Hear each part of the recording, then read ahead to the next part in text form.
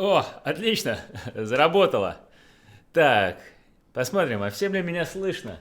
То у меня тут новый сетап, непонятный пока по звуку. Но вроде картинка должна быть ничего.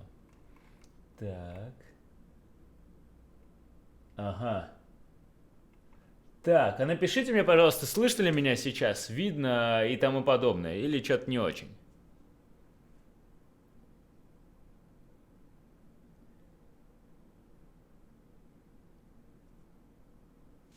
Может быть... Не, вот так вроде нормально.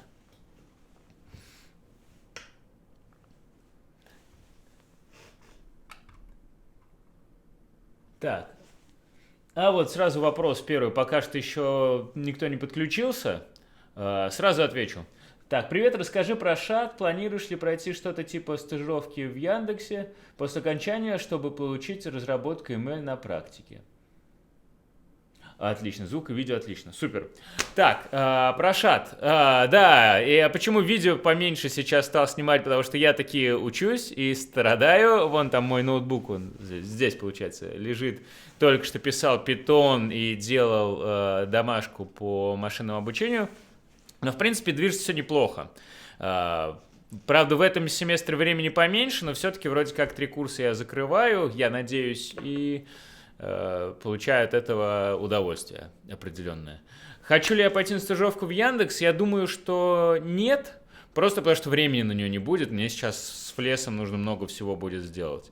Мне важно было понять, получить представление о том, как можно использовать машинное обучение, какие там есть приемы, скажем так, и технологии, чтобы потом это машинное обучение использовать уже на пару с другими людьми. То есть мне не нужно все самому прям делать. Мне нужно понимать, о чем можно сделать, чтобы потом договориться об этом. Вот это понимание у меня формируется.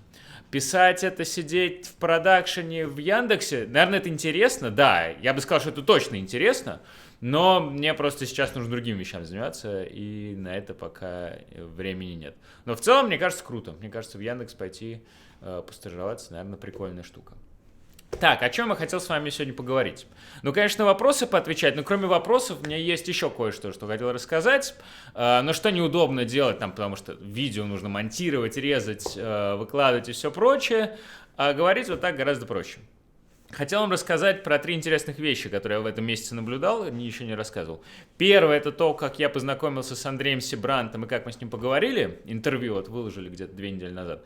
Второе, какой разговор у меня был с моей хорошей знакомой Лизой Лазерсон, которая сейчас активная такая феминистка. Что она мне рассказала о феминизме. И это сильно изменило мои взгляды. Ну, может быть, не то, что прям очень сильно, но нас на самом деле дало мне возможность на некоторые вещи по-другому смотреть. И третье, это то, что я ходил в субботу в эту на Яндекс Data Driven, Яндекс Такси Data Driven слет аналитиков. И что я там увидел с точки зрения того, какими аналитическими инструментами пользуются аналитики в IT-компаниях, и, соответственно, на что есть смысл ориентироваться нам в дальнейшем, если мы хотим развивать свои аналитические навыки, но еще и инструментарий аналитики, скажем так. Вот эти 3 вещи я вам сейчас расскажу, а потом на вопросы отвечу. Ну и по ходу дела тоже на вопросы отвечу, кстати. Вот. Так, вот, Артур написал про занятия спортом. Да, расскажу. Так вот, Сибрант. Сибрант очень крутой мужик. Если кто-то еще не знает и кто-то не видел еще интервью с ним, обязательно посмотрите и обязательно подписывайтесь на его канал в Телеграме. А у него еще есть и подкасты, которые случаются где-то раз в месяц, наверное, и тоже очень стоящие. Он умеет агрегировать разные источники, англоязычные, русскоязычные, чего угодно, о технологиях, трендах развития будущего и прочих вещах, связанных с тем, что, вот, куда движется наше общество. И потом пересказывать это четко, понятно и ярко. Благодаря нему, например, у меня сложилось какое-то представление о том, что локомотивом прогресса в будущем будет там вовсе не США, а Китай, например.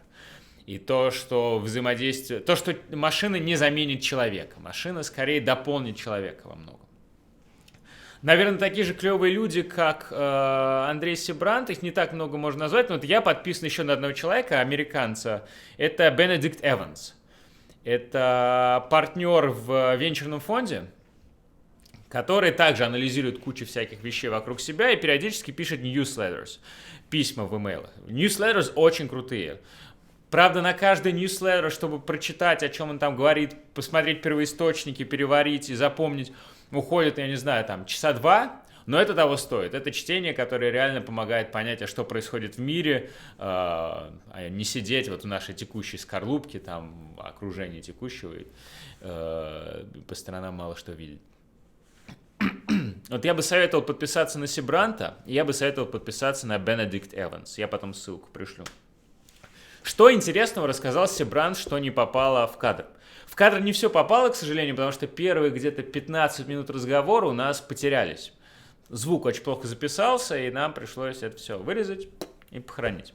Но обсуждение было очень прикольное. Вот он как раз рассказывал о том, кого возьмут в будущее, так сказать. Я даже об этом в честь этого поменял аватарку в YouTube. Кого возьмут в будущее? Очень интересный вопрос. То он говорил, что возьмут в будущее, если конкретно говорить, то там продакт-менеджеров, проект-менеджеров и предпринимателей, те, кто создают продукт, те, кто что-то драйвит вперед, по сути, экономику. И если более широко говорить, то возьмут людей, кто умеет адаптироваться. То есть мы вот думаем, что на самом деле много профессий возьмут сейчас и пропадут, потому что придут технологии, придут машинное обучение и все заменит. Да, некоторые профессии пропадут, но новые появятся. Опять же, с этим машинным обучением нужно будет как-то взаимодействовать. Вот он отличный пример привел с дальнобойщиками. Казалось бы, вот перевозки крупных грузов из одного города в другой по хайвеям автоматизировать гораздо легче, чем такси. Соответственно, все говорят, ну, наверное, дальнобойщиков заменят. Но не факт, потому что сейчас те же грузовики у дальнобойщиков находятся в лизинге. То есть это не грузовики отдельных крупных компаний в США, а это грузовики, которыми пользуются мелкие предприниматели, индивидуальные дальнобойщики. И, соответственно, банкам, которые лизинг дают эти машины, без разницы, какие машины в лизинг давать. Вот они обычные машины дают, или вот они дают какие-то прокачанные с искусственным интеллектом, банку все равно. Но также все равно будет на самом деле и дальнобойщикам. Сейчас они сидят за баранкой и возят эти машины самостоятельно, а дальше они будут отвечать за деятельность этих машин, но сидеть, например, у себя дома и контролировать их удаленно по ноутбуку. Я сказал, что дальнобойщикам это не важно тем, кто готов будет переучиться от текущей необходимости сидеть за рулем и делать все самому, до необходимости менеджить искусственный интеллект, который делает много сам, но при этом ты отвечаешь за безопасность, ты отвечаешь за все косяки, если что, ты принимаешь экстренные решения, а кроме того, ты решаешь логистику, определяешь, с кем взаимодействовать, по какой цене и так далее. Дальнобойщики — это лишь один из примеров индустрии, которая может как бы пострадать от искусственного интеллекта, а может и сильно измениться. И люди, которые готовы в ней меняться, могут очень здорово внедриться дальше в индустрию и продолжать работать, может быть, даже еще больше зарабатывать, чем раньше, а тратить меньше усилий. Дальнобойщики несколько далекий от нас пример, поскольку у нас все-таки большинство здесь аналитиков.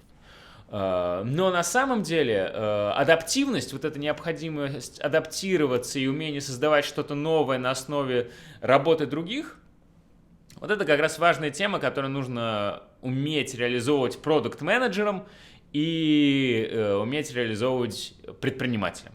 Вот их как раз, по мнению Сибранта, возьмут в будущее. Про предпринимателей мы не очень много говорили про продакт-менеджеров. И вот он говорил, что на самом деле продакт-менеджеру можно вполне неплохо себе выучиться на курсах, на разных. Курсы, по-моему, есть и у школы менеджмента Яндекса, есть магистратура клевая, ВШМ, вот, которую мы снимали интервью на прошлой неделе, есть у Вышки, есть куча заграничных программ и так далее. И вот Сибрант говорит как раз, что учишься вот этому навыку очень даже неплохо, продакт-менеджмент. Это не то, что какое-то такое непонятное волшебное состояние человека, которое либо есть, либо нет. Запросто. Продакт-менеджмент можно обучиться. Потом, правда, нужно будет получить практику, И практику вот он советовал получать в небольших компаниях, потому что они с гораздо большей вероятностью возьмут человека неопытного, чем какая-нибудь крупная компания типа того же Яндекса или Гугла. А, соответственно, когда опыт вы этот набрали, уже гораздо легче пойти работать в Яндекс, Гугл, куда угодно, а потом, может быть, перекочевать из продакт-менеджеров в предпринимателей. В общем, bottom line моего общения с Сибрантом, что я вынес. В будущее возьмут адаптивных людей. Прежде всего, это продакт-менеджеры и предприниматели, поскольку им необходимо быть адаптивными, иначе они теряют свою профессию и умирают. Но это касается вообще всех нас. Адаптивным быть можно сейчас очень несложно, лишь бы проявлялось внимание и проявлялось желание. Например, вот там сколько всего можно заботать и изучить сейчас самостоятельно в интернете или на всяких курсах платных и бесплатных, это просто кладезь огромных знаний. Берите и учитесь. Учиться будет нужно, так сказал Сибрант. Можно ли выучиться? Можно, много инструментов есть. Так, это значит про Сибранта. Про феминизм немножко расскажу. Хотя, не знаю, может быть, я не буду спойлерить, на самом деле. У нас интервью выйдет, наверное, на этой неделе или на следующей. Да, наверное, не буду сильно много рассказывать. Или нет, или рассказать. Нет, бог с ним, ладно. Сейчас не буду ничего говорить. Дождитесь, пожалуйста, пятницы или, может быть, выходных. Мы выложим, будет классно, обещаю. Смотрите. Так, и что? И еще я хотел вам рассказать про Яндекс.Такси. Про Яндекс.Такси ходил на слет аналитиков я в субботу, который устраивал Яндекс.Такси. Там как раз, это, видимо, что-то типа рекрутингового ивента было, где Яндекс.Такси, Яндекс.Еда хотели себе найти аналитиков. Рассказывали текущие аналитики, что они делают, и предлагали там, так неявно звали потенциальных аналитиков. Интересно, что они делают. На самом деле делают они, во всяком случае, технологические компании, вот если брать тот же Яндекс, и там выступали еще ребята из Skyeng, они делают достаточно хитрые штуки. Например, Яндекс.Такси силами одного аналитика full-time и нескольким людей part-time сделали фичу, которая умеет советовать места посадки в такси. Вот сейчас, наверное, если вы пользуетесь Яндекс.Такси, наверное, и другим приложением тоже. Там есть такая штука, вот укажи место посадки не прямо рядом с собой, а вот где-то здесь, получишь подешевле дорогу. Или вот здесь, если ты укажешь посадку не через дорогу, чтобы водителю не делать огромный круг, а прямо вот рядышком, ты сэкономишь там, не знаю, 20 минут пути и тому подобное. Вот эта штука, оказывается, реализовывалась всего одним человеком. Всего где-то 3 было еще, если считать парт-таймеров. Фулл-таймер один всего был. И парень очень неплохо заморочился не только с анализом данных, там, и машинное обучение какое-то использовал и тому подобное, но на самом деле он много еще анализировал всего в питоне и анализировал даже графы дорог.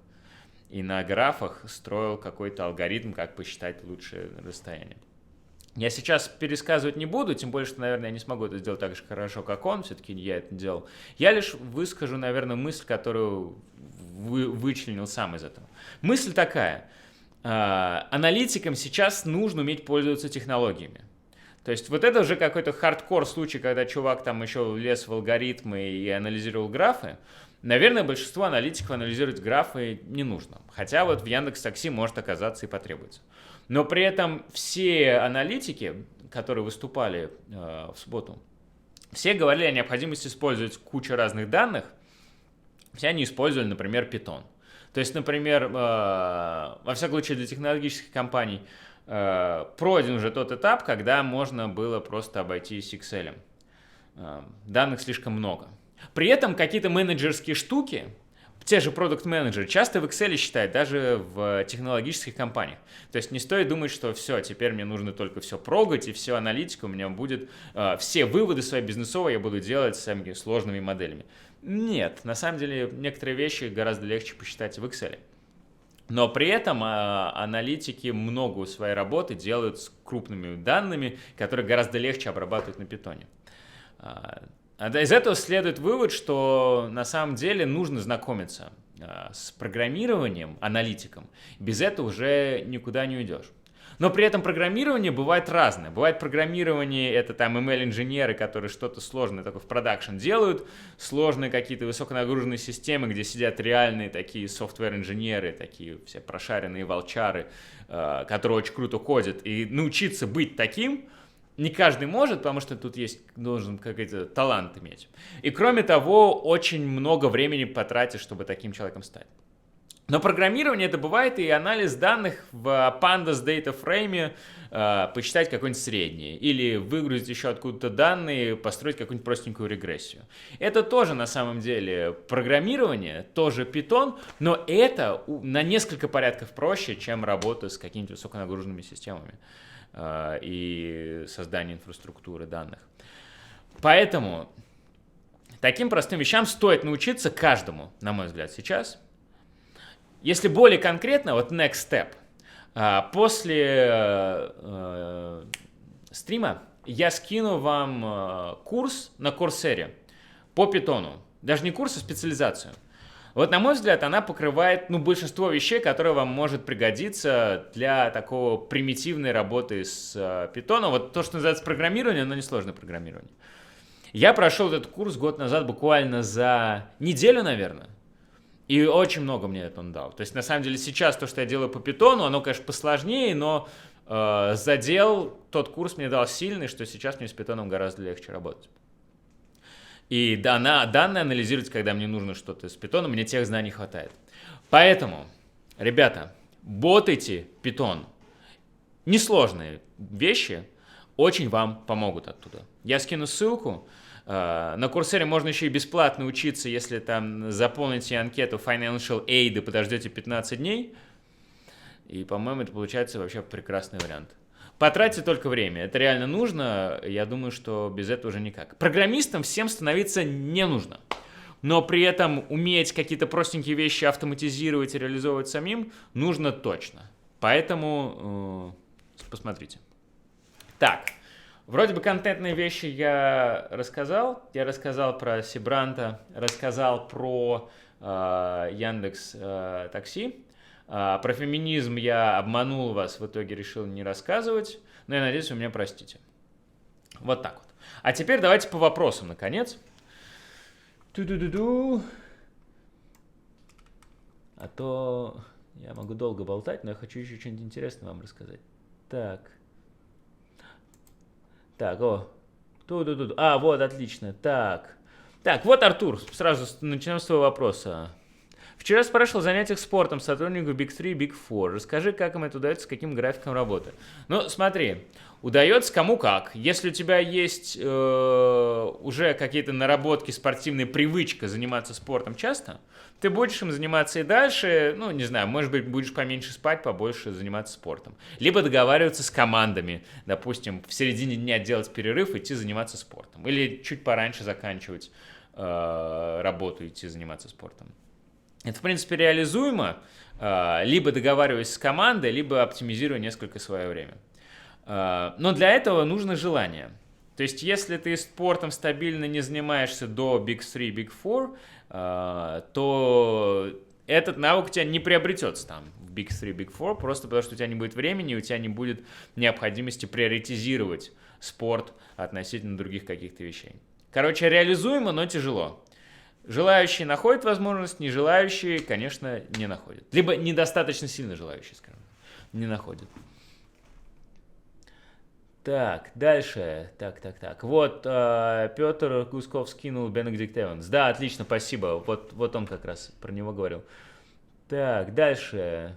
Так, Вика пишет. О, да, час назад шли с сыном по улице, встретили Сибранта. Да, удивительно, кого только не встретишь. Но на самом деле Сибрант очень крутой мужик в том смысле, что вот мне не очень сложно было его позвать на интервью. То есть я ему просто написал: Андрей Юлианович, там можно с вами пообщаться? Мне кажется, было бы прикольное интервью с ним. Он сказал: да, без проблем. То есть на самом деле человек такой, которому не нужно там как-то писать дифирамбы и находить какой-то хитрый подход, он на самом деле отвечает. То есть, не знаю, если ему в Телеграме написать что-то по делу, не слишком длинный, какой-то конкретный вопрос, он расскажет. Ну, вообще он такой очень крутой мужик. Я не знаю, я обычно представлял себе людей его возраста, ну, сильно по-другому. Он прям очень отличается. Ты с ним общаешься... Ну, нельзя сказать, конечно, что с ним общаешься как с сверстником. Все-таки он гораздо более опытный, мудрый человек, но при этом и не чувствуешь какого-то различия в психологии поколений. В общем, очень крутой. Очень крутой мужик. Так, дальше. Что можете сказать о школе 42? Даст ли это плюс в Big 3? Ну, школа 42 это тем, кто хотят научиться кодить, программировать более глубоко, чем то, что я вам рассказал сейчас с питоном. Ну и на нее нужно потратить очень много сил. То есть это 3 года full time. Совмещать с работой у вас, скорее всего, не получится, потому что там много всего нужно делать. И это такое хорошее усиленное изучение компьютер-сайенс. Для большой тройки это вообще не нужно, потому что большая тройка это не про программирование. То, что называется McKinsey, Bain, BCG и прочие консалтинговые компании, это не про программирование. Конечно, они будут рады, если у вас там будет какой-то такой инженерный майндсет, он везде полезен, но при этом не стоит тратить 3 года жизни, страдая и изучая вот это программирование, для того, чтобы, если вы хотите потом пойти в Big 3, в McKinsey. Если вы хотите потом быть программистом, то, наверное, в школу 42 идти стоит. Школа 42 – это ее французское название, у нас появилась школа 21. Они как раз та же самая франшиза. Я даже думаю сходить к ним в гости, снять с ними интервью. Если интересно, наверное, схожу. Кстати, тот же господин Сибрант ходил к ним в декабре, и у него есть в одном из подкастов разговоры. Можно послушать. Если сильно будет интересно, напишите, я тоже к ним схожу и познакомлюсь. Мне кажется, интересно узнать, как они работают. Так, какой период времени подразумевается под словом «будущее»? В каждый момент, начиная от плюс 1 миллисекунды текущего момента и вплоть до бесконечности. Но окей, это такой математически извращенный ответ. Более конкретно, когда нужно будет, например, программировать знать, тяжело сказать, наверное. Я бы не сказал, что есть какой-то такой временной промежуток, который я сходу скажу, но, наверное, через 5 лет вот какие-то базовые навыки Python или какой другого языка, R, например, они будут нужны везде. Но базовые. Какие-то более продвинутые вряд ли. С другой стороны, есть еще другой тренд, что, возможно, какие-то вещи будут сильно более автоматизированы. И там писать код будем по-другому через 5 лет, не так, как пишем сейчас. Поэтому точно сказать не могу. Опять же, никто не может будущее предсказать. Но думаю, что в любом случае изучение программирования на базовом уровне пригодится уже в ближайшие 5 лет. А дальше, наверное, и больше. Так вопрос о том, что такое будущее. Что я подразумеваю под словом «будущее». Подскажи, пожалуйста, что было самым сложным и интересным для тебя в ШАДе за этот период обучения? Много ли в ШАДе программистов по образованию? Так, самое интересное в ШАДе было алгоритмы, наверное. Алгоритмы – очень крутой курс, очень интересный. Я хотел взять даже вторую часть его в этом семестре, но не смог, просто потому что времени не хватает, пришлось забить. Но, наверное, вот это самое клевое.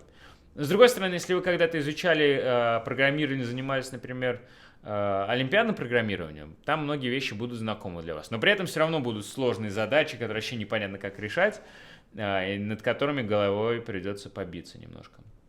Но если вы вообще этим не занимаетесь, то, конечно, придется много сил потратить. Но это того стоит, реально мозги прокачивает очень сильно. Много ли в ШАДе программистов по образованию? Не очень много. Я не назову процент. Я думаю, что это вопрос отличный на День открытых дверей. У них, кстати, в ШАДе День открытых дверей будет 14 апреля. Кому интересно, приходите. Может быть, я тоже приду. Может быть, нет. Не знаю. Ну, в общем, мне кажется, вам стоит сходить, и там вот это Стас точно расскажет гораздо лучше. По моим ощущениям, я не знаю, процентов 30, наверное, людей имели какой-то программистский бэкграунд. Но если брать инженерный, еще математический программистский, то там, конечно, больше, там это большинство. Без подходящего бэкграунда там не очень много людей. Наверное, без подходящего бэкграунда процентов 20. То есть какие-нибудь экономисты, например, а не математики, программисты. Но тоже есть. Все зависит от того, насколько много времени вы готовы потратить, чтобы это все нагнать. а потом, чтобы это все изучать по ходу дела, ботать и не отставать. Если готовы много потратить времени, то можно и экономисту пройти. Если не готовы, то там даже математику будет тяжело. Ну, потому что много всего надо делать, много очень домашка ждет. Так, что там дальше у нас? Сохрани эфир, плиз. Да, конечно, все сохраняется и будет выложено. Никуда не денется. Что скажешь про Data Science в консалтинге? Ну, что сказать. Консалтинг, основные компании, которые занимаются стратегическим консалтингом, начинают тоже в эту штуку залезать, потому что данные есть у многих клиентов, и многие клиенты хотят что-то с этим сделать. Но при этом есть не только консалтинговые компании классические, стратегические, которые занимаются Data Science. Есть много всяких небольших компаний, типа бутиков, которые пооткрывались Data Science не так давно, и которые на самом деле бывает шарят даже лучше, чем те же консультанты. Ну, просто потому, что туда в консалтинг, в Data Science идут обычно, ну, не то, чтобы там прям мега-математики. А мега-математики идут там куда-то в свои бутики, по своим связям, набиваются в одну компанию, и вот там они круто шарят. Вот там они, возможно, делают какой-то уже state of the art. Про это, кстати, можно послушать вот то, что рассказывал Паша Плесков на интервью про Kaggle прошлым летом. И вот там они делают прикольные вещи. Но зато, наверное, там они подальше от менеджмента, и там они хуже это все умеют донести до стейкхолдеров. А консультанты умеют доносить до стейкхолдеров, и плюс там какая-то небольшая специализация по Data Science у них есть, и, может быть, импакт от этого даже больше будет. Стоит ли идти в Data Science работать в консалтинг? Ну, фиг знает. Наверное, с точки зрения зарабатывания денег в консалтинге больше заплатят, чем еще где-то. С точки зрения занятий какими-то супер крутыми новыми штуками, то это не в консалтинг. Все-таки Data Science не там передовой. Передовой Data Science в каких-то IT-компаниях. Но нужно выбирать, что вам больше нравится. В IT-компаниях, может быть, поменьше платят. И кроме того, в IT-компаниях тоже не всегда бывает state of the art. Бывает, что нужно и какими-то скучными повседневными делами заниматься. Так что это нужно для себя выбрать. Не знаю, надеюсь, что вот это ответило, вот это все мое высказывание ответило на вопрос, что думаю про Data Science в консалтинге. Если еще что-то поконкретнее спросишь, то расскажу, может быть, еще что-то. Так, каковы шансы попасть в консалтинг, если учусь в строительном вузе на прикладной механике? НИУ МГСУ. Ну смотри, смотря куда. В какие-то самые топовые, типа Big Three, большую тройку попасть тяжело будет, потому что вуз неизвестный. Ну, вернее, я бы сказал так, не целевой. В компании поменьше, наверное, попроще попасть. Но вообще консалтинг — это такая штука, которая очень любит регалии. Все-таки в консалтинг идут за регалиями, и консалтинг любит регалии. Поэтому туда гораздо легче попасть, если вы закончили Бауманку, МГУ, Вышку, там, ГИМО, чем если вы закончили какой-то менее известный университет. Но я думаю, что стоит попробовать со вторым эшелоном и пойти туда работать. Либо в каким-то еще другие международные компании. На самом деле, если вы набираете опыт в международных компаниях, он потом легче продается в тройку или даже в четверку. И даже, окей, вуз у вас был там не самый релевантный, но при этом был опыт работы в какой-нибудь прикольной западной компании, и это продается хорошо. Я не знаю, вот если, допустим, ты пойдешь после МГСУ, заботаешь там тот же Data Science, пойдешь работать в Яндекс, стажером, аналитиком и так далее, а потом оттуда пойдешь в McKinsey, вот это вполне, мне кажется, путь.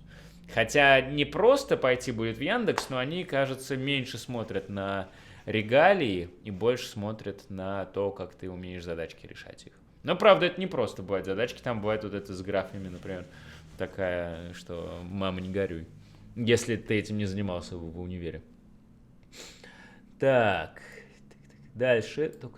Ой, как-то я не умею прокручивать эту штуку у себя. Да так. Клевый стайл тебе идет. О, спасибо. Да, в смысле прическа-то? Да, прическа забавная. Я решил еще бороду отрастить. Посмотрим, что будет. Если будет плохо, сбрею. Если будет хорошо, ну ок, тогда оставлю. Так. Так. Когда, кстати, апдейт по Shadow про успехи и прогресс в обучении? Я думаю, что на следующей неделе, наверное, снимем. Просто, чтобы был прогресс в обучении, нужно сначала немножко прогресс в обучении сделать. Вот я сейчас как раз его и делаю. Ну, вот лежит. А потом расскажу, что получилось. Ну, в общем, маленький апдейт вот я уже сделал. Что взял курсы поменьше, сейчас чуть меньше времени уделяю, но вроде как успеваю. Понял, что если буду ориентироваться на пятерку, значит, я, наверное, не очень правильно приоритизирую время, потому что мне все-таки по флесу гораздо больше нужно делать. То есть я рассчитываю на тройке закрыть курс. Но при этом прям на тройку тоже не буду ориентироваться, потому что есть шанс, что где-то зафакаплю, и тогда будет не тройка, а неот тогда придется пересдавать или вообще вылечу.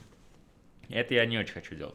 Соответственно, ориентироваться я буду на типа 3 с плюсом 4, потом, если будет какой-то непредвиденный откат, все равно тройка, и сдал, и все нормально. Пока на это я двигаюсь вполне успешно. Где ходите на C++? На C++ сейчас не хожу уже, опять же, потому что много времени курс занимает, вторая часть плюсов очень сложная, и мне пришлось ее бросить. Но вообще курс классный, и очень рекомендую, у кого есть время, кто будет в ШАДе учиться, пойти на него. А кто не будет в ШАДе учиться, на Курсере есть клевая специализация от того же Яндекса. Там же ее, кстати, сняли те же преподы, что и ведут этот курс в ШАДе. Называется, как это, по-моему, пояса, belts, C++. Да, белый пояс, черный и тому подобное. Порядок не такой. И вот он очень клевый курс. Его, по-моему, пока еще не доделали, последний пояс, но вот-вот доделают. Он сложный, и он реально прокачивает в плюсах. И еще, опять же, если податься на Курсере на Financial Aid, его можно бесплатно пройти. Поэтому, если вы хотите ботать плюсы, C++, очень рекомендую эти курсы. Они, правда, жестко сложные. Я 1,5 месяца ботал первые 2 пояса, еле-еле их закрыл. Ботал я их очень много. То есть это несравнимо сложнее, чем Python. Но при этом, если вы потом будете пользоваться плюсами, собираетесь вообще где-то применять, то это, конечно, офигенно. Мозг прокачивает вообще очень круто. Так. Кстати, пока перерыв видели, повесил кнопочку. Если кто не подписан, а смотрит, подпишитесь. А кто подписан и смотрит, поставьте лайки, если вам понравилось, а мне будет приятно. Да, мне говорили, что надо все время напоминать людям про лайки. Ну вот, короче, напоминаю. Поставьте, я буду вам признателен. Смотрим дальше. Чувствуешь ли ты себя более реализованным сейчас, променяв Big 3 на то, чем ты сейчас занимаешься? Да, Fles сильно круче, чем Big 3. Для меня, во всяком случае, точно. Я думаю, что дальше будет еще больше. Поэтому, да, я очень доволен. Так. Не стремлюсь попасть в вузы, хочу идти в вуз в регионе, где платят большую стипендию. Иду только ради этого. Большую степуху хочу вливать в курсы по программированию, что-то в этом роде и в саморазвитие. Ну, можно. Слушай, тогда, казалось бы, ты, наверное, можешь не в универ идти, а работать идти. И там, наверное, больше заплатят, чем степуха, и вливая деньги в курсы. А еще ты можешь поработать. Вот у меня были такие знакомые, которые работают некоторое время, типа полгода, а потом полгода не работают, живут на накопленные и ходят на курсы. А там что-то он стартапом мутил, этот парень. Да, ты можешь ходить на курсы, например. То есть, наверное, это может быть даже более эффективная трата времени, чем хождение в реальный универ, если ты не хочешь там учиться. Но при этом универ, на самом деле, классная штука. Не знаю, все сейчас критикуют универ, но универ очень клево социализирует тебя и дает классные связи, которые начинаешь ощущать вот сейчас уже. Сейчас мне сейчас под 30-ник, сейчас я начинаю ощущать силу связи, потому что теперь кто где чем только не занимается, но при этом мы с этими ребятами все за одной партой сидели, и там всегда могу с кем-то посоветоваться по разным направлениям, получить какую-то помощь, либо там, наоборот, чем-то сам помочь. Дальше будет больше. Поэтому ребята, кто думает, идти в универ или не идти, если такие смотрят, не стоит универ прям совсем деприоритизировать. Очень классная штука, может быть. Но для меня это была очень классная штука. То есть я не жалею, что пошел в универ, хотя там еще кучу всего учился после универа. Так, можешь простыми словами объяснить, что такое консалтинг? Консалтинг – это бизнес-советы для крупных компаний. Если простыми словами. То есть бизнес-советы что? Какая-то проблема случается у компании. Они не знают, как ее решить, потому что у них нет времени разбираться с кучей информации, которая вокруг них есть, у них не хватает каких-то компетенций, либо у них не хватает желания договориться. Бывает, что в компании какая-нибудь страшная политика царит, и им нужен какой-то внешний третейский судья, чтобы разрешить проблему. тогда они обращаются к этому внешнему консультанту. Консультант, я имею в виду компанию, которая обладает и ресурсами, и компетенциями, и возможностью разрулить вопрос. Соответственно, консультант делает кучу всяких анализов, берет все эти данные, смотрит, из них делает какие-то выводы, типа там, изучает эффективность, например, различных подразделений, чтобы понять, там, в каком подразделении можно что-то поменять, чтобы заработать больше денег. После этих всех анализов идет, общается с клиентом, рассказывает о своих выводах. Клиент там просит еще что-то доделать, консультант вместе с ним еще что-то доделывает, там, показывает опять результаты. Клиент говорит: о, отлично, теперь я понимаю, как решить мою проблему. И вот это решение внедряет. Иногда консультант помогает и внедрять тоже, то есть выступает таким проектным менеджером. То есть, по сути, консультант — это такой вот, как где-то сейчас модное такое слово было, траблшутер для бизнеса. Только не одинокий такой человек, который приходит, и я сейчас вам все зарешаю, просто вот так подумав, а группа людей, которые решают проблемы бизнеса, такие более крупные. Один мой коллега сравнивал консультантов с таким спецназом бизнесовым. То есть, когда у бизнеса какие-то проблемы и своими силами решить не получается, зовут бизнесовый спецназ, который это все решает. Не всегда, конечно, успешно, но в большей части успешно, поскольку иначе они бы не существовали. И бизнес дальше движется. Так, какие успехи в ШАДе? Ну вот, в ШАДе скоро закончится первая часть второго семестра, вроде как я ее закрыл, соответственно, не вылечу. Ориентируюсь на двойки, ориентируюсь на 3 с плюсом, 4 по всем 3 предметам. Предмет у меня статистика в машинном обучении, машинное обучение и Python. Так, ценится ли опыт работы DS в консалтинге, раз уж затронули тему? Как таковой нет. Ценится, что ты обладаешь клевым проблем-солвингом, и таким инженерным мышлением. Это ценится. Но при этом более высокую позицию тебе там не дадут, если ты идешь generalist консалтинг. Если ты идешь именно на data scientist, в подразделение консалтинговой компании, которая называется data science, там, конечно, ценится, но это уже другой вопрос. Если мы говорим про генералистов, то скорее нет. Скорее просто ценится инженерный мозг. Так, так, Сергей пишет: привет, прошел бассейн и поступил в школу 21. Красавчик, поздравляю. Было тяжело и интересно. Имеет ли смысл идти в школу ради мощного бэка по компьютер-сайенс, при том, что низкоуровневые навыки могут никогда не пригодиться? Ну смотри, низкоуровневые навыки — клевая штука, потому что они прокачивают твой мозг. И все высокоуровневые навыки, они надстраиваются на низкоуровневые. Соответственно, если у тебя хорошие низкоуровневые навыки, там те же плюсы, тебе легче будет другие языки осваивать. То есть, например, после питона освоить другие языки программирования может быть проблематично. Ну, потому что они отличаются. После плюсов, когда ты настрадаешься и поймешь уже все основные подвохи, косяки, взаимосвязи в языке, вот это, наверное, самым сложным из современных языков, тебе гораздо легче будет с другими знакомиться. То есть, например, после плюсов ты и Go легче освоишь, и, я не знаю, фронтендовые какие-нибудь языки. После питона тебе дольше нужно будет вкатываться. То есть, если у тебя есть возможность получить низкоуровневые навыки, или там навыки работы с железом компьютерным, например, получай. Если нет, тогда, мне кажется, по-моему, в школе 21 как раз и дают низкоуровневые навыки. Высокоуровневые можно получить быстрее, с меньшими затратами сил. Но я могу ошибаться. Тебе, наверное, скоро будет видней. Так, это продолжение вопроса, я не видел. Или же надежнее просто найти работу и изучать непосредственно то, что нужно под конкретную вакансию, к примеру, с помощью родной Курсеры. Что сильнее прокачать голову? Скромный панс-аналитик. Ну смотри, низкоуровневая штука, она готовит тебя как раз к изменениям, к адаптивности. Высокоуровневая, то есть если ты пойдешь на работу и будешь применять только то, что сейчас тебе нужно, мозг у тебя меньше прокачается. И потом перескочить на что-то новое тебе будет тяжелее. Но при этом, когда у тебя есть хорошая низкоуровневая база, перескочить с одного места на другое, с одного набора навыков на другой будет гораздо проще. Поэтому я думаю, что если есть возможность, опять же, иди учи вот эти низкоуровневые штуки. Если нет, и тебе нужно прям зарабатывать деньги прямо здесь и сейчас, то тогда иди работай, там тоже получишь полезные навыки, но просто будь готов, что тогда переходить будет, наверное, потяжелее.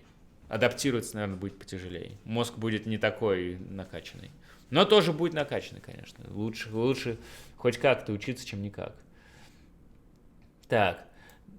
Дают ли сертификаты финалисты кейс-чемпионатов большой плюс при найме в Big 3? Ну, так не очень, по-моему. Ну, там бывает, что когда кейс-чемпионат McKinsey проводит, они говорят, что там они это как-то учитывают. В остальных же случаях, ну, не очень. Кейс-чемпионат — это скорее способ компаниям про себя рассказать и порекламировать себя, а не вам показать, какие вы крутые.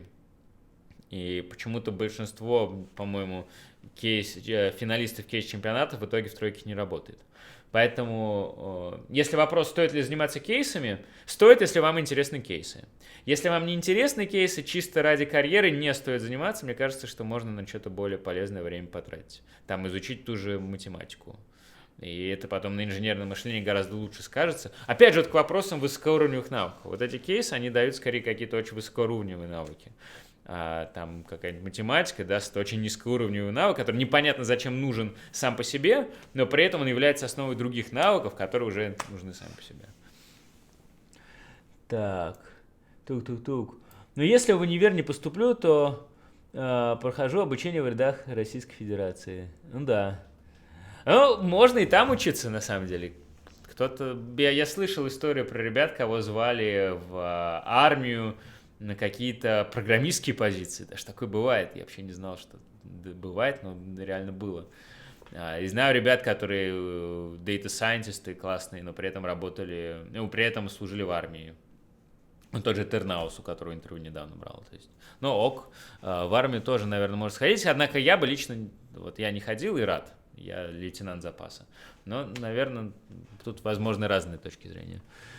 Так, как работаете со своим временем? Вы сразу научились приоритизировать задачи, не прокрастинировать? Как к этому пришли? Нет, никак, пока не научился, тоже прокрастинирую. Но нужно дать себе возможность попрокрастинировать, а потом становится стыдно, думаешь, да что это за ничтожество, сидишь, тупишь, пойду-ка я что-то полезное сделаю, и помогает.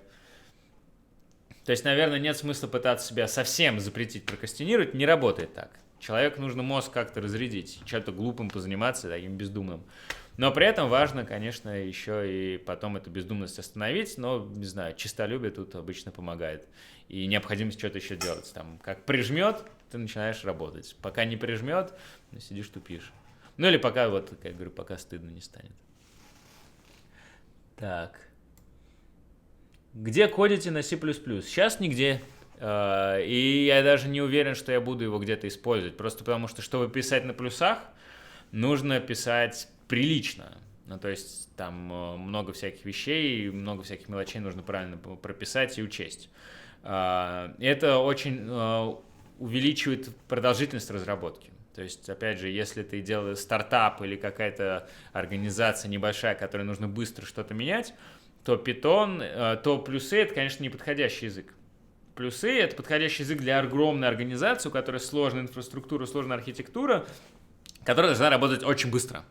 Плюсы — сумасшедший быстрый язык, но при этом на нем писать очень долго. Если нужно писать быстро и при этом нагрузка не очень большая, то можно писать на питоне. На самом деле Python позволяет многие вещи решать эффективно, потому что Python сам написан на плюсах. И многие его библиотеки написаны на плюсах. И если умело пользоваться Python, то можно достичь эффективность близкую к плюсам. Поэтому я думаю, что пока я без плюсов обойдусь. Клевый навык низкоуровневый, но конкретно мне сейчас его вставить некуда, я думаю. Так. Какая лучшая тактика для перехода из системного администрирования в ИТ-консалтинг и каковы перспективы в ИТ-консалтинге? ИТ-консалтинг — это типа Accenture и типа продажи там каких-то IT-решений. Угу. Слушай, ну кажется, что тут нужно, чтобы перейти в итк-консалтинг, нужно обладать базовыми знаниями ИТ-консалтинга, то есть чем он вообще занимается, какие продукты они продают, соответственно, как они помогают клиентам, это первая штука. И вторая штука, нужно обладать базовыми навыками каким-то вообще консультанта, как то там структурированное мышление, там с математикой должно быть неплохо, базовой, там, чтобы уметь что-то в голове посчитать, и с коммуникационными навыками уметь все это рассказать. Соответственно, я бы начал с того, чтобы в ИТ-консалтинге изучил, чем они занимаются вообще. Тот ИТ-консалтинг, который ты имеешь в виду, что это за компании, что они делают, какие проекты они делают, какие продукты они продают, что это за продукты, зачем они нужны, какие боли клиентов они решают. Соответственно, когда вот это понял, и когда вот эти знания набрал, гораздо легче уже идти потом на интервью, поскольку ты будешь четко понимать, зачем ты идешь, что ты будешь делать в компании, у тебя хорошее представление о будущей работе. Ну, а потом есть смысл подтянуть и вот эти базовые навыки консультанта, как то математика, простая, опять же, структурирование мышления, опять какие-нибудь умения тестов решать, может быть, английский и тому подобное. Здесь welcome во Fles. У нас про это много курсов, и мы тут очень даже можем пригодиться.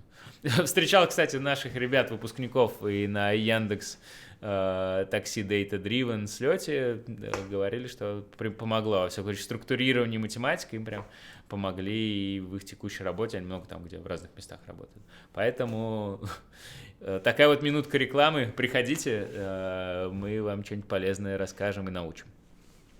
Так, на собесе в ШАТ были задачки по тем задачам экзамена, которые ты не решил, или вообще про всякие разные темы? Про всякие разные темы. Посмотри, у меня был видос, где я рассказывал, какие у меня конкретные задачи были, и там было все. Там было Ленал, и Матан, и Тервер, и алгоритмы. Да, у меня 4 задачи были, даже 5, по-моему, я сейчас не вспомню, но в видео я прям подробно рассказал, как их решать, посмотрите. Там, кстати, в ШАДе поменялась программа, теперь при поступлении нужно сдавать не только очный экзамен, но еще и онлайн контест типа по программированию несложный и по анализу данных. Посмотрите новые требования, и к ним нужно чуть поактивнее подготовиться, чем то, что было в прошлом году, когда я поступал.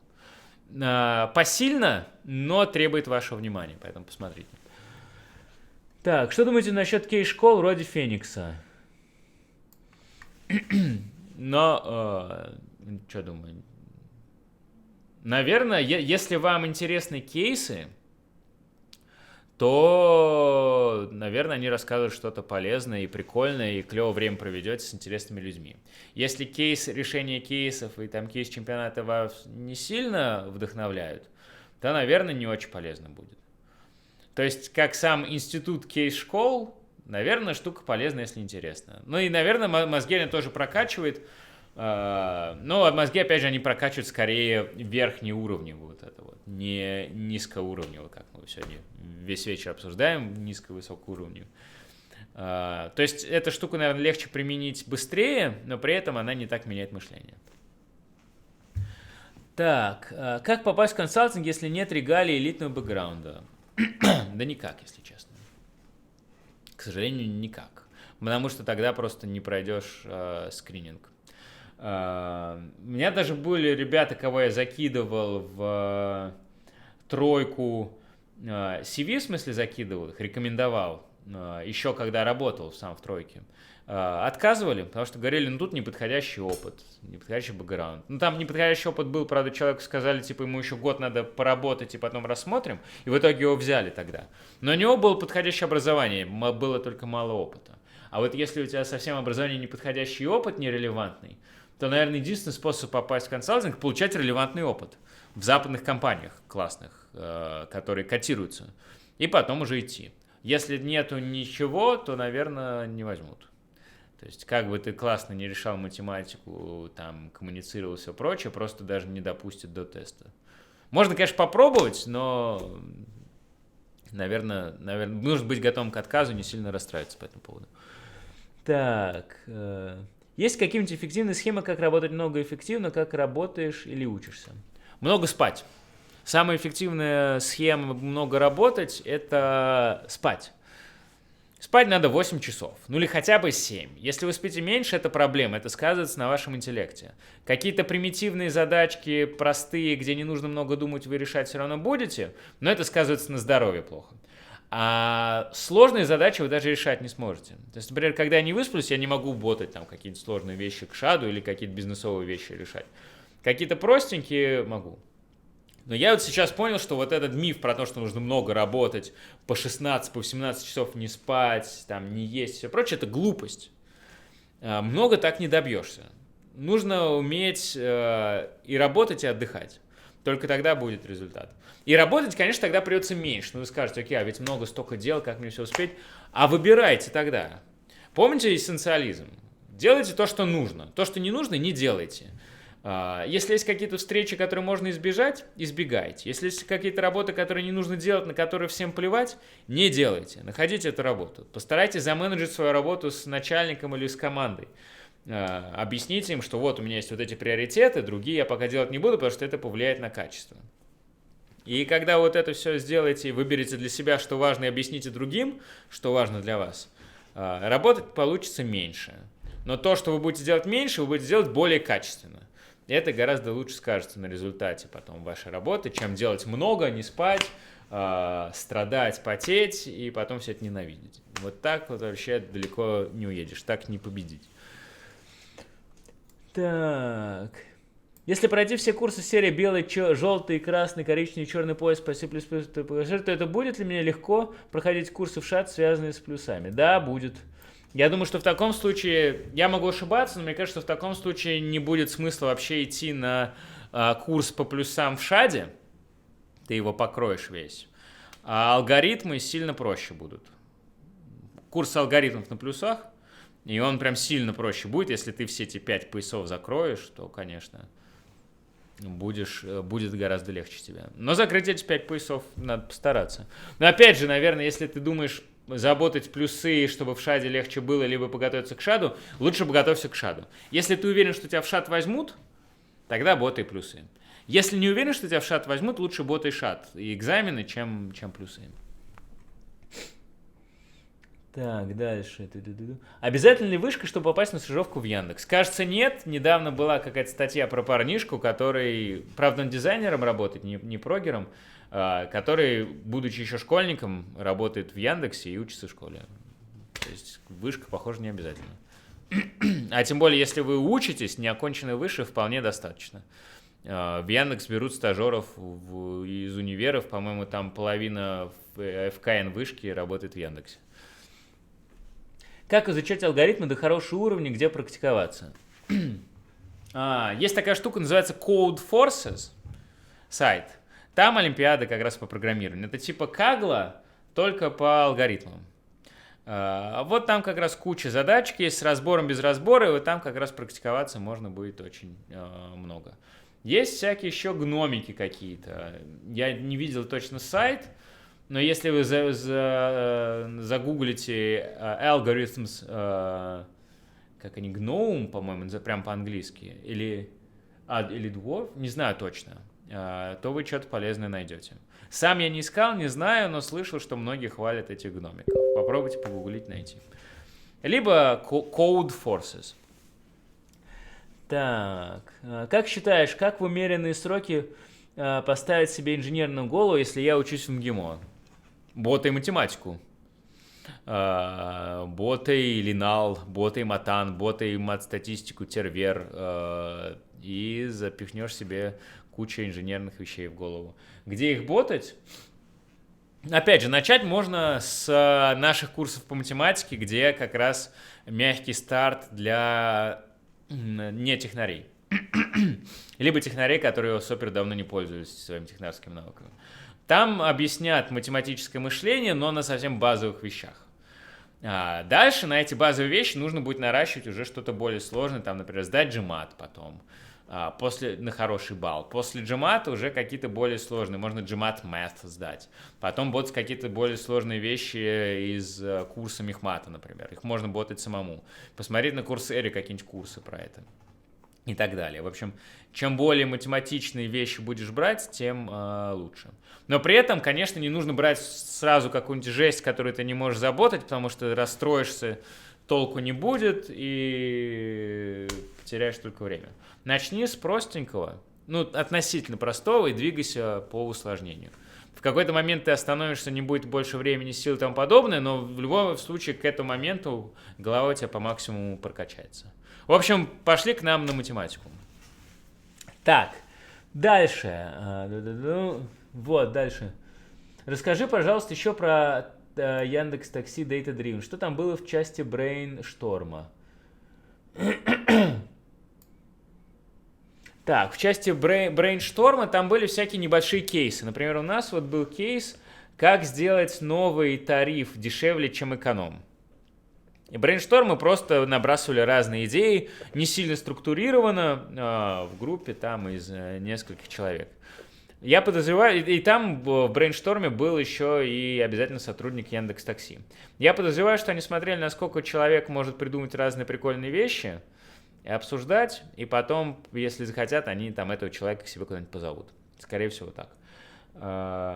Не очень было похоже это на кейс интервью и всякие прочие вещи, где ты там все-таки более структурированно двигаешься и как-то больше всю поляну рассматриваешь. Тут у нас было там кто что предложит. Такое, немножко похоже на птичий базар. Но, в принципе, все равно пообсуждать было интересно. Разные кейсы были. Вот был кейс про еще, как сократить число звонков в колл-центр Яндекс.Такси, чтобы люди заказывали все по телефону, а не через оператора, потому что это дороже. Был кейс... Что же еще был кейс? Не вспомню. Слушай, если вспомню, я скажу еще раз. Если я не вспомню, ну ладно, то не вспомню. Так, дальше. Как глубоко знать Python для начинающего дата-сайентолога? ООП нужен? Но, кажется, объектно-ориентированное программирование это не очень глубоко, то есть понимание, что такое класс, и то, что у объекта бывают разные методы, и как ты можешь создать класс, а потом создать объекты. Да, я думаю, что это стоит знать, но, по-моему, это есть вот даже в вот этой специализации питоновской на Курсере. То есть этого достаточно. Там какую-нибудь многопоточность, какую-нибудь хитрую в питоне, вот я ее не знаю, например, ну и тоже для начинающего Data Scientist, наверное, не нужно. Что-то сильно хитрее, наверное, тоже не понадобится. Ну, в общем, я думаю, что вот посмотри вот эту вот специализацию. На мой взгляд, для начала в Data Science там будет достаточно. Нужно, конечно, еще знать будут всякие библиотеки Data Science. Вот. Наверное, начинающему Data Scientist гораздо важнее библиотеки эти знать. Но их ты изучишь, когда будешь там на Кегле участвовать, ботать что-то, пытаться сдать свое решение, получать низкий балл, огорчаться, идти дальше ботать и тому подобное. Вот это все итеративно. И тогда ты библиотеки эти подучишь неплохо. Был вопрос про плюсы. Зачем они в DS? Смотри, ну плюсы в DS полезны, если ты что-то в продакшн пихаешь, если тебе нужно что-то очень быстро делать, и там, наверное, в какой-нибудь компьютер vision. Я не уверен, я не спец пока про это все говорить, про компьютер vision, но там гораздо сложнее задачи нужно, больше операций нужно делать, соответственно, наверное, нужна эффективность. Возможно, плюсы нужны там, но... Не буду врать. Наверное, тут какой-нибудь Data Scientist меня лучше поправит.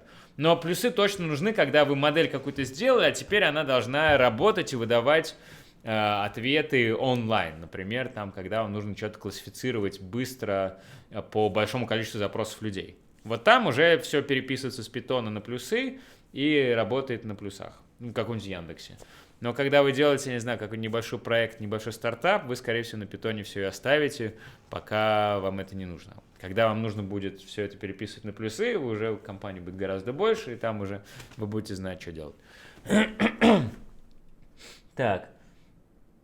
Как наидешевейшим способом по времени получить английский язык для современных реалий? По времени наидешевейшим способом.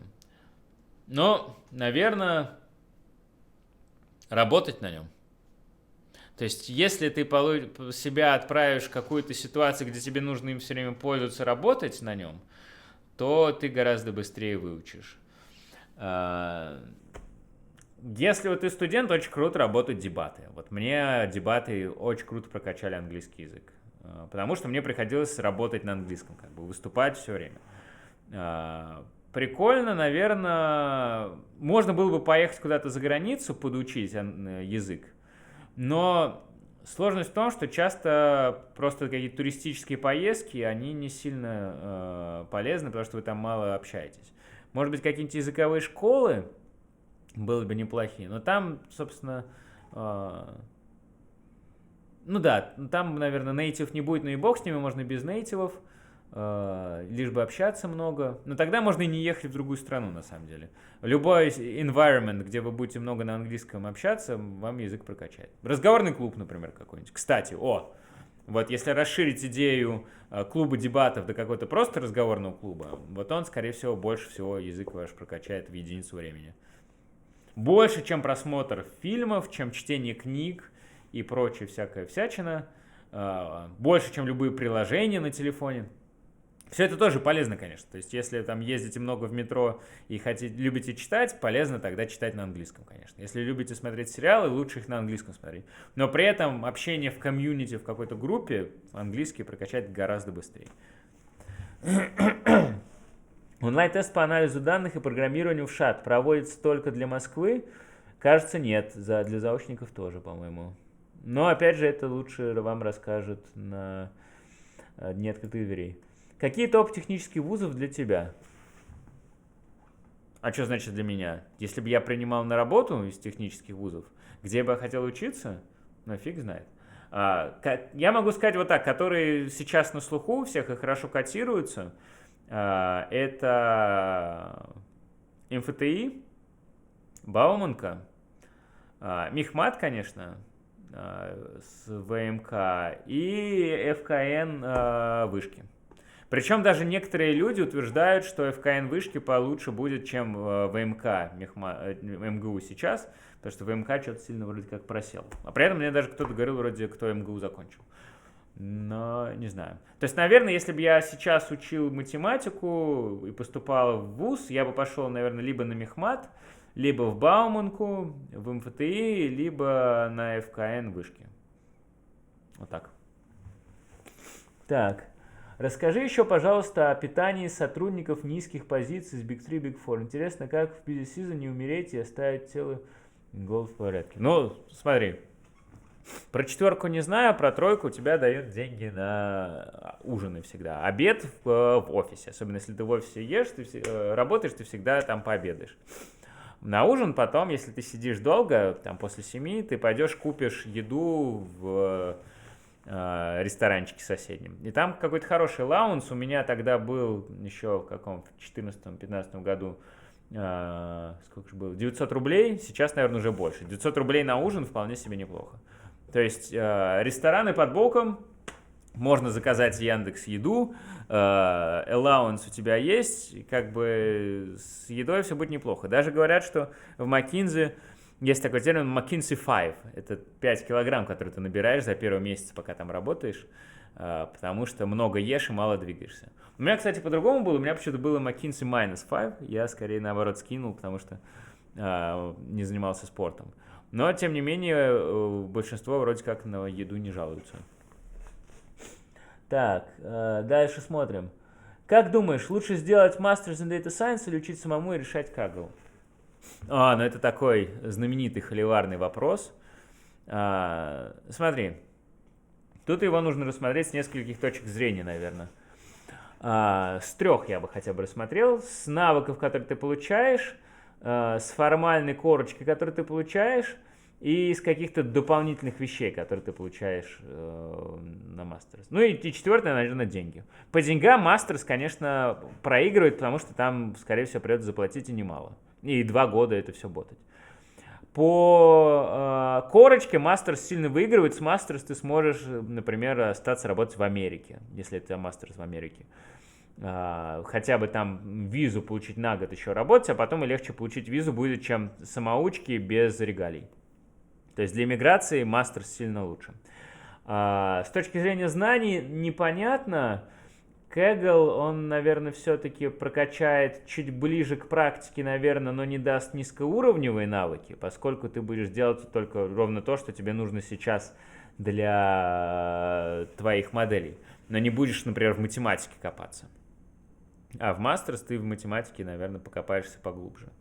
Ну и плюс Kaggle вряд ли тебе даст какой-то комьюнити. Хотя там тоже есть комьюнити неплохой, тот же ODS. Но опять же, ты там не так часто видишься вживую с людьми. А на Masters ты будешь с ними вживую ботать, и связи гораздо крепче будут. То есть, наверное, с точки зрения человеческого капитала Masters полезнее будет. То есть, резюмируя, по деньгам Masters хуже, По иммиграции, наверное, лучше, по регалиям. По низкоуровневым навыкам, наверное, Мастерс тоже будет получше, хотя не уверен. И по комьюнити, если много будешь общаться в Мастерс, то Мастерс тоже выиграет. Ну еще по времени проиграет. В общем, смотри, что из этих факторов для тебя важней, и тогда оптимизируй. Тут у всех лично, каждому для себя по-своему. Так, дальше. Вы же уже поступили в ШАТ. Какие-то знания показались бесполезными и не пригодились вообще, что важно при подготовке, а что вторично? Ну, какие знания в ШАДе не пригодились? Да все вроде более-менее пригодилось. Плюс я еще учусь в ШАДе не так долго. Что понадобится в жизни потом из того, что нужно было для ШАДа и что выучил в ШАДе, не знаю. Но опять же, тут много навыков, которые прокачивают мозг, а не напрямую пользуются. И некоторые подмножества их напрямую используются. Что касается подготовки к ШАДу, то мне кажется, что матан не сильно важен. Линал очень важен. Алгоритмы важны, хотя они простые. Тервер важен. То есть, наверное, из всего я бы деприоритизировал мат-анализ, а все остальное важно. Линал вообще клевая штука, потому что она достаточно легко учится, и при этом потом имеет большой вес. Там тервер, если его не знали, его, наверное, учить потяжелее, но он круто заходит. А алгоритмы, там просто несложные алгоритмы спрашиваются. Поэтому, если у вас хоть какой-то был бэкграунд в олимпиадном программировании, вам просто будет сильно проще. Так. Где можно научиться парсингу данных сайтов по Python? Вот на этой специализации на Coursera, про которую я говорил. Называется она Python for Everybody. Python для всех. Так, что начать изучать студенты первого курса, чтобы углубиться в машинное обучение и анализ данных? Специализацию на Coursera машинное обучение и анализ данных от Яндекс.Инфо.ТИ. Так, сильно ли изменилась программа в ШАДе по сравнению с концом 2000-х, когда ML и AL стали мейнстримом? Не знаю. Кажется, это вопрос не ко мне. Нужно посмотреть на того, кто тогда учился. Это, не знаю, вот пойдете в ШАД, там спросите, наверное, у Алисы. Она точно расскажет. Либо сможете спросить это на неоткрытых дверей 14 апреля. Я просто не знаю, я не шарю. Так, твой брат программист. Вы учились вместе? Нет, мы с братом не учились, брат учился на мехмате. Побеждал ли он в Олимпиадах? Да, он был чемпионом мира по программированию среди школьников, а среди студентов, по-моему, у него тоже золото было, командное, но не абсолютно первое. Так, не спрашивал... Так. Не спрашивал, почему Сибран предпочел Китай и США. Понятно, потому что там быстрее все растет. Там больше конкуренции, там более такая среда, где ты либо выжил, либо умер. В США все как-то поменьше и все больше регулируется, наверное. Про это стоит посмотреть книгу AI Superpowers. Загуглите. Очень крутая книга. Я ее следующую буду читать. Я сейчас читаю Guns, Germs and Steel. Вот когда я ее дочитаю, я буду читать AI Superpowers. Про нее рассказывал Сибрант в ноябре. Очень крутая, очень советую. И там как раз будет рассказано про Китай. Так. Не хочешь сделать интервью с братом? Хочу, но брат пока недоступен там по ряду причин личных. Так вообще хочу, да, с ним было бы интересно. Хочу взять серию курсов в универе, в одно и то же время курс по базам данных, SQL и что-то вроде регрессионного анализа. Что ценнее для стартующего DS с точки зрения устройства на первую позицию? Пройти специализацию на Coursera по машинному обучению. Этого будет вполне достаточно. Много курсов не нужно брать. Когда что-то будет не хватать, поймешь. Если ты не идешь в магистратуру, лучший способ пройти специализацию на Coursera, а потом на Kaggle поботать, а потом рассылать свое резюме, терпеть отказы, и в итоге кто-то согласится взять. Кажется, не нужно брать супер много курсов на Coursera. Так, сколько длится вся учеба в ШАДе? Вся учеба в ШАДе длится 2 года. Ну, либо еще с академами, если уходишь, то тогда получается, наверное, подольше. Но номинально 2. Стоит ли учить продвинутую работу с Linux, в частности с Vim, или сидеть на IDE? Дает ли первое какое-то преимущество? Ну, продвинутая работа с Linux, это типа продвинутая работа с Bash.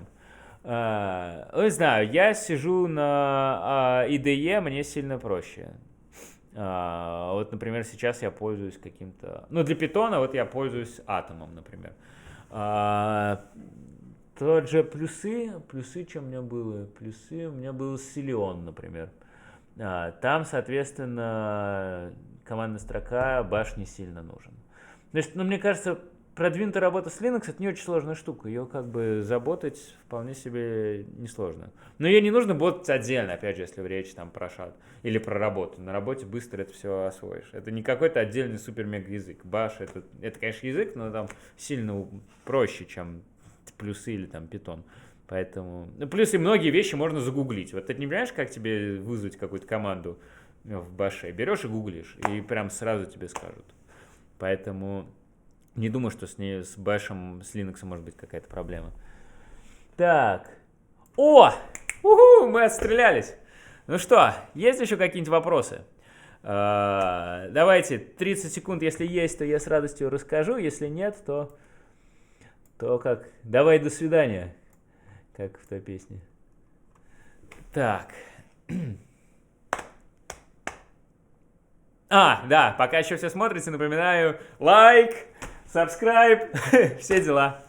Вроде вопросов нет. Нет, вот есть вопрос. Так, Олег пишет. Знаешь ли интересные переходы из FMCG маркетинга и продажи в ИТ-компании? И насколько это реально? Спасибо. Ну, слушай, на менеджерские позиции кажется реально. Почему бы и нет? Сходу примеров я, наверное, не назову, но просто я не так много знаю траекторий людей, кто в эти компании переходил. Но я не вижу никакой проблемы с этим. Кажется, вполне себе реализуемо.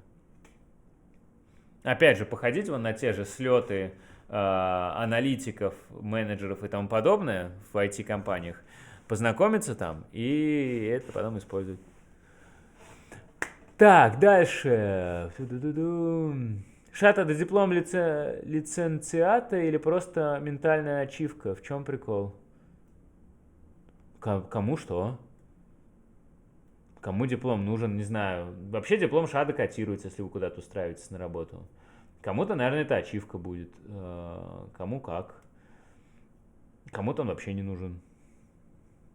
Диплом сам не сильно... То есть это диплом не магистерский, конечно, но при этом про шат знают. Если будете устраиваться в Google, Facebook, это будет полезно. Но для визы это не поможет. Так. Product Development или Engineering Development?